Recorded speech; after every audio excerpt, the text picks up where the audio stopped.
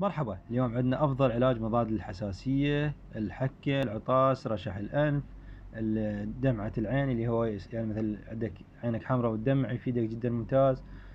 حساسية الجلد، حكة الأنف، الحساسية الموسمية، أي نوع من الحساسية راح يفيد بها هذا العلاج.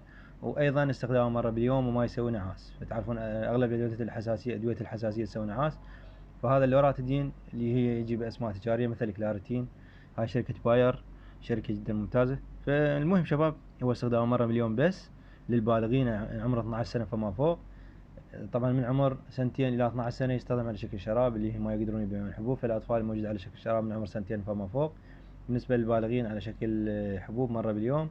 طبعا هذا الميزة الحلوة الثانية اللي به هو آمن للحمل، يعني خلال فترة الحمل آمن، آمن بعد الشهر الثالث مرة باليوم.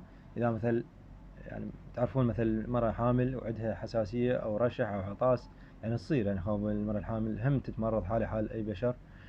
فهذا العلاج جدا آمن أثناء الحمل، تقدر تستخدمه مرة باليوم فقط للحاجة الضرورية.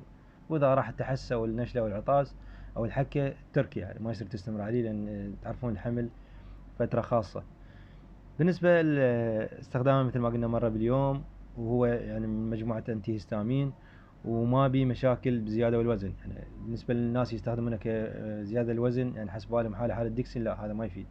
هذا العلاج ما يزيد الوزن أبد، وهذا العلاج ما يسوي نعاس، يعني نسبة جدا قليلة. فأنت تقدر تستخدمه وأنت مرتاح. يعني أكو بيهم ناس يقول لك أنا أدوية الحساسية تأثر علي وأنا أريد وراي دوام أو شيء، أو عندك قراية، أو أنت طالب تدرس وعندك تريد تسهر، فهذا ما راح يسوي عندك نعاس. طبعا أعراضه الجانبية معروفة، يعني مرات يسوي جفاف بالأنف أو عطش أو يسوي عندك صداع، وهاي الأعراض جدا قليلة، يعني نسبتها جزء حتى أقل 10%.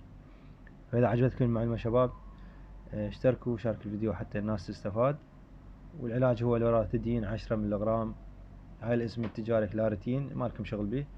العلاج هو اللي جاي نتكلم عنه اليوم هو لوراتيدين، فيجي بأسماء تجارية مثل كلارتين أو غيره. في أمان الله.